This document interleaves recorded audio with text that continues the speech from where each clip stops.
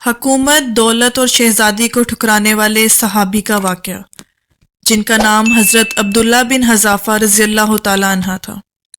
حافظ ابن کثیر اور حافظ ابن عساکر عبداللہ بن حذافہ رضی اللہ تعالیٰ عنہ کا واقعہ بیان کرتے ہیں کہ آپ کو رومی کافروں نے قید کر لیا اور اپنے بادشاہ کے پاس پہنچا دیا۔ بادشاہ نے آپ سے کہا کہ تم نصرانی بن جاؤ، میں تمہیں اپنے راج میں شریک کر لوں گا اور اپنی شہزادی کو تمہارے نکاح میں دیتا ہوں۔ عبداللہ بن حذافہ رضی اللہ تعالیٰ عنہ نے جواب دیا کہ یہ تو کیا، اگر تو اپنی بادشاہت مجھے دے دے اور تمام عرب کا راج بھی مجھے سونپ دے، اور یہ چاہے کہ میں ایک آنکھ جھپکنے کے برابر بھی اپنے دین محمد سے پھر جاؤں تو یہ بھی ناممکن ہے۔ بادشاہ نے کہا پھر تجھے قتل کر دوں گا۔ حضرت عبداللہ نے جواب دیا کہ ہاں، یہ تجھے اختیار ہے۔ چنانچہ اسی وقت بادشاہ نے حکم دیا اور انہیں صلیب پر چڑھا دیا، اور تیر اندازوں نے قریب سے بحکم بادشاہ ان کے ہاتھ، پاؤں اور جسم چھیدنا شروع کر دیے۔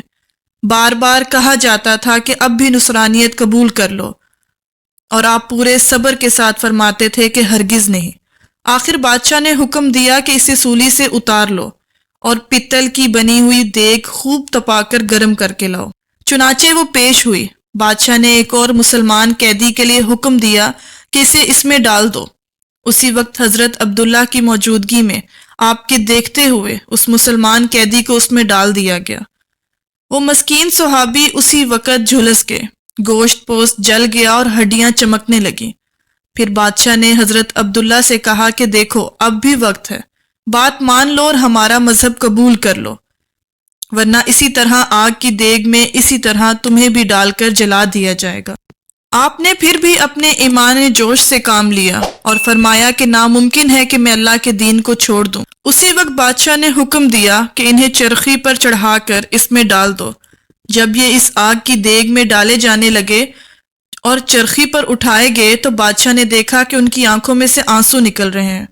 اس وقت اس نے حکم دیا کہ رک جائیں اور انہیں اپنے پاس بلا لیا، اس لیے کہ اب اسے امید بن گئی تھی کہ شاید اس عذاب کو دیکھ کر اس کے خیالات بدل گئے ہوں گے، میری مان لے گا اور میرے مذہب کو قبول کر لے گا، میری دامادی میں آ کر میری سلطنت کا سانجی بن جائے گا۔ لیکن بادشاہ کی یہ تمنا بے سود نکلی۔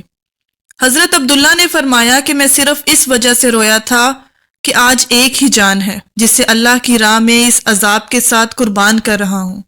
کاش میرے روئے روئے میں ایک ایک جان ہوتی تو آج سب میں سب جانیں اللہ کی راہ میں ایک ایک کر کے فدا کر دیتا۔ بعض روایات میں یہ ہے کہ آپ کو قید خانے میں رکھا اور کھانا پینا بند کر دیا۔ کئی دن کے بعد شراب اور خنزیر کا گوشت بھیجا، لیکن آپ نے اس بھوک پر بھی اس کی طرف توجہ تک نہ فرمائی۔ بادشاہ نے آپ کو بلا بھیجا اور اسے نہ کھانے کا سبب دریافت کیا، تو آپ نے جواب دیا کہ اس حالت میں میرے لیے جائز تو ہو گیا ہے، لیکن میں تجھ جیسے دشمن کو اپنے بارے میں خوش ہونے کا موقع بھی نہیں دینا چاہتا۔ اب بادشاہ نے کہا کہ اچھا، تم میرے سر کا بوسہ لے لو تو میں تمہیں اور تمہارے ساتھ کے تمام قیدیوں کو رہا کر دوں گا۔ آپ نے اسے قبول فرما لیا اور اس کے سر کا بوسہ لے لیا، اور بادشاہ نے بھی اپنا وعدہ پورا کیا، آپ کو اور آپ کے ساتھیوں کو چھوڑ دیا۔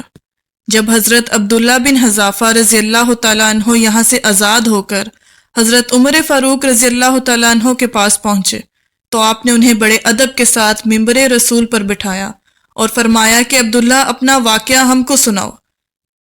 چنانچہ جب آپ نے شروع کیا تو خلیفہ المسلمین کی آنکھوں میں آنسو آ گئے، تو آپ نے فرمایا کہ ہر مسلمان پر حق ہے کہ عبداللہ بن حذافہ رضی اللہ تعالیٰ عنہ کی پیشانی چومے۔ یہ واقعہ ہے کتاب صحیح اسلامی واقعات، صفحہ نمبر 62 اور 65 کا۔ ناظرین، اس واقعے سے ہمیں حاصل ہوتا ہے کہ مسلمان ہر دور میں آزمایا گیا ہے۔ ہمیں ہر حال میں صبر اور شکر سے کام لینا چاہیے۔ جیسے کہ آپ سب لوگ جانتے ہیں کہ اس وقت ہمارے مسلمان بہن بھائی فلسطین میں کس قدر مشکل میں ہیں۔ اسرائیل نے ظلم کی ہر حد پار کر دی ہے، معصوم بچے بلک رہے ہیں۔ تو آئیں ہم سب مل کر اپنے مسلمان بہن بھائیوں کے لیے دعا کرتے ہیں کہ اللہ انہیں اس مشکل کی گھڑی سے نکال دے اور انہیں آزاد کر دے۔ یا اللہ، فلسطین کے مظلوم مسلمانوں کی غیب سے مدد فرما۔ یا اللہ، مسجد اقصیٰ کو آزادی کی بہاریں دے دے، فلسطین کو آزادیاں دے دے۔ اللہ، اٹھے ہوئے ہاتھ خالی نہ موڑنا۔ پھیلی ہوئی جھولیاں رحمتوں سے بھرتے، فلسطین کے مسلمانوں پہ رحم کرتے، بلکتے بچے، روتی ہوئی مائیں، سسکتے ہوئے لوگ، پکار کرتی ہوئی بیوائیں، اللہ تیرے سامنے ہاتھ پھیلائے تجھ سے آزادی کی بھیک مانگ رہے ہیں۔ اے میرے اللہ، ہم ان کی آواز کے ساتھ ایک آزاد ملک میں کھڑے آواز ملاتے ہیں، مالک ان کو آزادی عطا کرتے، اللہ ان پر اپنی رحمتوں کا نزول فرما دے۔ یا اللہ پاک، پیارے حبیب صلی اللہ علیہ وآلہ وسلم کا صدقہ قبلہ اول کی حفاظت فرما اور فلسطین کے مسلمانوں کی غیب سے مدد فرما دے۔ اس دن بدن بڑھنے والے ظلم کو اب ختم کر دے۔ یا اللہ پاک، جو شہید ہوئے انہیں غریق رحمت عطا فرما، اور جو زخمی ہیں اور شدید تکلیف میں ہیں، میرے مولا ان کی تکلیف ختم کر دے۔